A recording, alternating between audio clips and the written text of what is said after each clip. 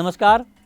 Commodity के मृत्युंजय मंत्र में आपका स्वागत है और आज हम मृत्युंजय मंत्र में बात करेंगे दुनिया भर के सेंट्रल बैंकों की गोल्ड खरीद की कि आखिर क्यों दुनिया भर के सेंट्रल बैंक इस वक्त गोल्ड में दिलचस्पी दिखा रहे हैं और जिस रफ्तार से गोल्ड की बाइंग सेंट्रल बैंकों की तरफ से हो रही है, इसका आने वाले वक्त में गोल्ड की कीमतों के ऊपर क्या इम्पैक्ट होगा, ये हम आपको डिटेल में समझाएंगे। तो सबसे पहले आप ये जानिए कि सेंट्रल बैंकों का बाइंग का ट्रेंड अभी पिछले दिनों रहा क्या है। अगर हम 2023 के शुरुआती 2 महीने यानी जनवरी और फरवरी की बात कर लें तो जनवरी और फरवरी के महीने में सेंट्रल बैंकों ने 13 साल में सबसे ज़्यादा गोल्ड खरीदा है, यानी 125 टन गोल्ड की खरीद हुई है। इसमें सबसे ज़्यादा सिंगापुर ने खरीदा है इन 2 महीनों में और सिंगापुर ने 51 टन से ज़्यादा की गोल्ड की खरीद की है। उसके बाद नंबर आता है तुर्की का, जिसने 45.5 टन गोल्ड खरीदा है। चीन ने करीब 40 टन गोल्ड की खरीद की है और रूस ने अपना रिजर्व 31 टन से ज़्यादा बढ़ाया है इन 2 महीनों में और भारत ने भी करीब 3.25 टन गोल्ड की खरीद की है। ये हम 2023 के शुरुआती 2 महीने की बात कर रहे हैं। अब 2022 का ट्रेंड देखिए। 2022 में 55 सालों में सबसे ज़्यादा गोल्ड की खरीद सेंट्रल बैंकों की तरफ से हुई है और 1136 टन गोल्ड सेंट्रल बैंकों ने दुनिया भर में 2022 में खरीदा है और टोटल जो अभी स्टॉक है सेंट्रल बैंकों के पास वो करीब 35,700 टन का बताया जा रहा है, जो कि कुल माइनिंग का करीब 20% है। अब आपको बताते हैं कि दुनिया के 10 ऐसे बड़े देश जिनके पास गोल्ड का स्टॉक ज़्यादा है, वहाँ के सेंट्रल बैंक के पास गोल्ड का स्टॉक ज़्यादा है। नंबर देखिए, पहले नंबर पर अमेरिका है। अमेरिका के पास 8,133 टन गोल्ड का स्टॉक है। इसके बाद नंबर आता है जर्मनी का, जहां पर 3,350 टन से ज़्यादा गोल्ड का स्टॉक है। इटली के पास 2,450 टन से ज़्यादा का स्टॉक है। फ्रांस के पास 2,437 टन गोल्ड का स्टॉक है। रूस के पास 2,300 टन से ज़्यादा का स्टॉक है। चीन के पास आप देखिए 2,000 टन से ज़्यादा का गोल्ड का स्टॉक है।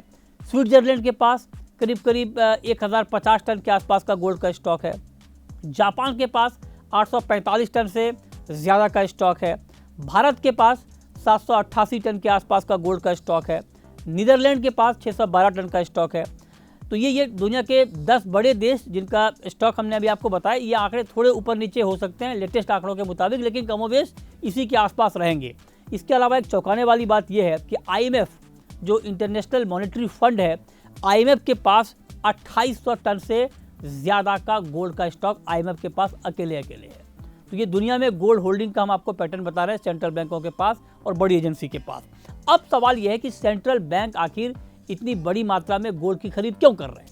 ये गोल्ड की खरीद सेंट्रल बैंक इसलिए कर रहे हैं क्योंकि दुनिया भर में अभी आप देखिए अनिश्चितता का माहौल बना हुआ है।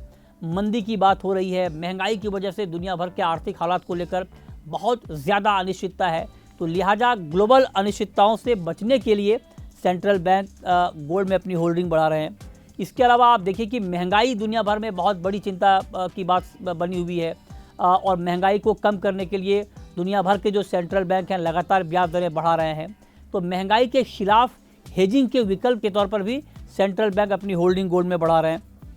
इसके अलावा जो आर्थिक स्थिरता है, क्योंकि आप देखिए यूक्रेन रूस का जब युद्ध हुआ उसके बाद ग्लोबल अनिश्चितता बढ़ी और भी बहुत सारे कारण हैं जिससे कि आर्थिक हालात यहाँ पर बहुत ज़्यादा अनिश्चित हुए हैं ग्लोबल मार्केट में। तो उसको दूर करने के लिए, आर्थिक स्थिरता को बनाए रखने के लिए गोल्ड में होल्डिंग सेंट्रल बैंकों की बढ़ रही है। लॉन्ग टर्म के लिहाज से स्टोर वैल्यू है गोल्ड में, इसलिए भी सेंट्रल बैंकों का फोकस है गोल्ड के ऊपर। अच्छा, इसके अलावा जो ब्रिक देश हैं या और भी कुछ ऐसे देश हैं जो अपनी करेंसी को सपोर्ट देने के लिए गोल्ड में होल्डिंग बढ़ा रहे हैं। मतलब वो चाहते हैं कि डॉलर की जो मोनोपोली है वो खत्म किया जाए और उसको ध्यान में रखते हुए गोल्ड में अपनी होल्डिंग बढ़ा रहे हैं ताकि जो डॉलर की मोनोपोली है वो ख़त्म हो।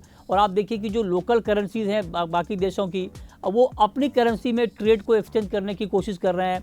चाइना उसमें आगे है, ब्राज़ील है, भारत भी बहुत हद तक प्रयास कर रहा है। तो ये एक बड़ी वजह है कि डी डॉलराइजेशन को ध्यान में रखते हुए भी सेंट्रल बैंकों की गोल्ड में होल्डिंग बढ़ रही है।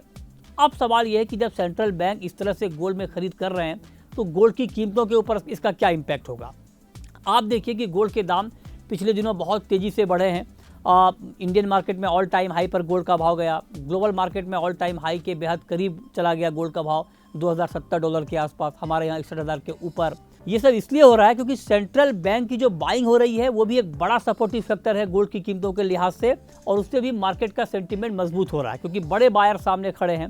अब आगे भी ये कहा जा रहा है कि दुनिया भर के जो बड़े सेंट्रल बैंक हैं वो गोल्ड में अपनी होल्डिंग बढ़ाएंगे।